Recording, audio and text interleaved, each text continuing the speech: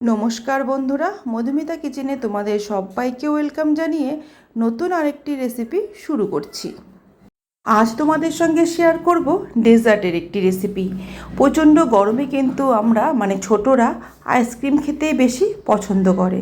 তাদেরকে যদি এই রকম আইসক্রিম বাড়িতে তৈরি করে খাওয়ানো যায় তাহলে দেখবে ছোটরা আইসক্রিম খেতে চাইবে না, আইসক্রিম খাওয়া ভুলেই যাবে। দুধ আর চিনি দিয়েই তৈরি হয়ে যায় এই রকম দারুণ টেস্টি এই ডেজার্ট।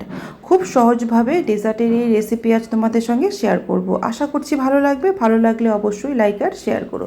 চলো তাহলে শুরু করি। প্রথমে গ্যাসে আমি 1/2 লিটার দুধ জাল করতে বসিয়ে দিয়েছি। এখানে কিন্তু আমি ফুল ফ্যাট দুধটা নিয়েছি। এই ফুল ফ্যাট দুধটাকে জাল করতে বসিয়ে প্রথমে আমি হাই হিটে ফুটিয়ে নেব। দুধটা যতক্ষণ না ফুটছে ততক্ষণ কিন্তু আমি হাই হিটে নাড়াচাড়া করব। তো দেখো দুধটা কিন্তু ফুটে এসছে। এবার গ্যাসের ফ্লেমটা লো করে দিয়ে এর মধ্যে আমি অ্যাড করব চিনি। ওই মিষ্টি যতটা পছন্দ করো ততটা দিয়ে দেবে। এখানে আমি ওই 1/4 কাপের মতন চিনি দিয়ে দিলাম। আর চিনিটাকে দিয়ে নাড়াচাড়া করে একটু মিশিয়ে নেব। তারপর এর মধ্যে দিয়ে দেব হচ্ছে আমি 1 চামচ বাটার। বাটার দিলে কিন্তু বেশ সুন্দর একটা ফ্লেভার হয়, তো বাটারটা অবশ্যই দেওয়ার চেষ্টা করবে। বাটার যদি পছন্দ না করে তাহলে এখানে সামান্য ঘি দিয়ে দিতে পারো। তো বাটারটা দিয়ে দিলাম। এবার বাটারটা যেহেতু ফ্রিজে ছিল, মিশতে একটু সময় লাগবে, খুব তাড়াতাড়ি কিন্তু মিশে যাবে কারণ দুধ যেহেতু ফুটে এসছে।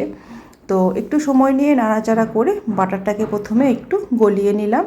তারপর গ্যাসের ফ্লেম লো করে দিয়ে ওটাকে জাল হতে দেব। আর এদিকে একটা বাটির মধ্যে আমি কিছুটা দুধ নিয়েছি, ওই 2 হাতার মতো দুধ নিয়েছি। আর তার মধ্যে দিয়ে দিলাম আমি 1/3 কাপ কর্নফ্লাওয়ার, আর দিয়ে দিলাম 2 চামচের মতো গুঁড়ো দুধ। এবার এই গুঁড়ো দুধ আর কর্নফ্লাওয়ারটাকে খুব ভালোভাবে মিশিয়ে নিতে হবে।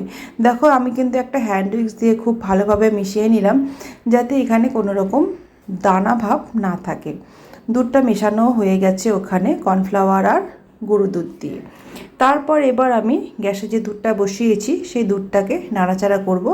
আর সাইডে যে মালাইটা লেগে থাকবে ওটাকে কিন্তু কাচিয়ে একটু মিশিয়ে দিতে হবে দুধের সঙ্গে।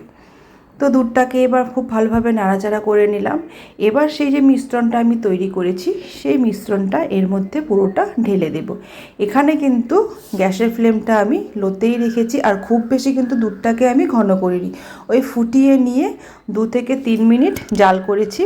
ওই গ্যাসের ফ্লেমটা লো রেখে 2-3 মিনিট জাল করেছি। দুধটাকে কিন্তু ঘন করবার কোনো প্রয়োজন নেই, কারণ কর্নফ্লাওয়ার দেওয়ার সঙ্গে সঙ্গে কিন্তু দুধ ঘন হয়ে যাবে। আর একটা জিনিস খেয়াল রাখবে, কর্নফ্লাওয়ার দেওয়ার পর কিন্তু নাড়াচাড়া বন্ধ করা যাবে না, কন্টিনিউ নাড়াচাড়া করতে হবে। আর এখানে আমি ফ্লেভারের জন্য দিয়ে দিলাম 1 চামচ ভ্যানিলা এসেন্স। তো এটা যদি পছন্দ না করো তাহলে কিন্তু এলাচের গুঁড়োও দিয়ে দিতে পারো। দেখো গ্যাসের ফ্লেম কিন্তু আমি লোতেই রেখেছি। গ্যাসের ফ্লেম লোতে রেখে কন্টিনিউ নাড়াচাড়া করব। নাড়াচাড়া করে কিন্তু একটু ঘন করে নিতে হবে। খেয়াল রাখবে নিচে যেন লেগে না যায়। কর্নফ্লাওয়ার দেওয়াতে কিন্তু দুধটা কিন্তু সঙ্গে সঙ্গে ঘন হয়ে যাবে আর নিচে লেগে যাওয়ার সম্ভাবনা থাকে। তাই কন্টিনিউ নাড়াচাড়া করতে থাকবে আর দুধটাকে ঘন করে নিতে হবে। দুধটা যখন এখানে ফুটবে, দেখো এখন কিন্তু দুধটা ফুটছে, কর্নফ্লাওয়ারটা দেওয়াতে ঘন হয়ে কিন্তু ফুটছে, দেখেই বুঝতে পারছো। এই পর্যায়ে কিন্তু আমি গ্যাসের ফ্লেমটা অফ করে দেব। ঘনত্বটাও তোমাদের আমি দেখিয়ে দিচ্ছি। দেখো দুধটা কিন্তু টকবক করে ফুটছে। তো এখানে আমি আর বেশিক্ষণ রাখবো না, গ্যাসের ফ্লেম অফ করে দেব। গ্যাসের ফ্লেম অফ করে এবার যে বোলের মধ্যে সেট করব সেই বোলটার মধ্যে আমি ঘি মেখে নিয়েছি, কারণ যখন আমি ডেজার্টটা এই বোল থেকে বের করব খুব সহজে যাতে বের হয়ে যায় তাই আমি ঘি ব্রাশ করে নিয়েছি। আর তারপর সেই গরম দুধটা এর মধ্যে পুরোটা ঢেলে দিয়েছি। এর মধ্যে সঙ্গে সঙ্গে ঢেলে দিতে হবে, তা না হলে কিন্তু সেই দুধের মিশ্রণটা যেখানে থাকবে সেখানেই কিন্তু একদম ঘন হয়ে সেট হয়ে যাবে। তাই আমি যেটার মধ্যে সেট করব সেটার মধ্যে কিন্তু সঙ্গে সঙ্গে ঢেলে নেওয়ার চেষ্টা করতে হবে। তো সঙ্গে সঙ্গে আমি ঢেলে নিয়েছি, আর একটু ট্যাপ করে দিলাম যে কোথাও যদি ফাঁকা থাকে ঠিকঠাক সেট হয়ে যাবে। তো এটাকে কিন্তু একটু ঠান্ডা করে নিতে হবে। ঠান্ডা করে নিয়ে তারপর আমি ফ্রিজে রেখে দিয়েছিলাম আধ ঘন্টার মতন। যখন পুরোপুরি ঠান্ডা হবে তারপর ফ্রিজে রেখে ওই আধ ঘন্টা 1 ঘন্টা যতটুকু দরকার রেখে ঠান্ডা করে নিতে হবে। তো আমি 1 ঘন্টার মতো ফ্রিজে রেখেছিলাম। ফ্রিজ থেকে বের করে তারপর তোমাদের দেখাচ্ছি। একটা জিনিস খেয়াল রাখবে, ফ্রিজে কিন্তু পুরো ঠান্ডা করে তারপর এটাকে রাখবে, তা না হলে কিন্তু উপরে জল জমে যাবে। তো এবার দেখো ফ্রিজ থেকে বের করে তারপর তোমাদের আমি দেখাচ্ছি কত সুন্দরভাবে দেখো সেট হয়েছে। দেখতে এখনই কতটা সুন্দর লাগছে, খেতে কিন্তু দুর্দান্ত হয়েছিল। তো এর উপর দিয়ে একটু ডেকোরেট করে নিলাম আমি গুঁড়ো দুধ দিয়ে। গুঁড়ো দুধ এইভাবে উপর দিয়ে একটা ছাঁকনির মধ্যে নিয়ে ছড়িয়ে দিয়েছি। তোমরা চাইলে কিন্তু এর উপরে ড্রাই ফ্রুটস দিয়েও ডেকোরেট করে নিতে পারো। খেতে কিন্তু সত্যি বলছি বন্ধুরা দুর্দান্ত হয়েছিল, ঠান্ডা ঠান্ডা খেতে কিন্তু অসাধারণ টেস্ট হয়েছিল।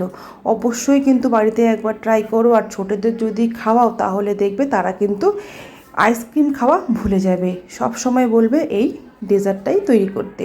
তো আমার এই কাটা দেখেই বুঝতে পারছো কতটা নরম হয়েছে। দেখো দেখো কাটা দেখেই বুঝতে পারছো।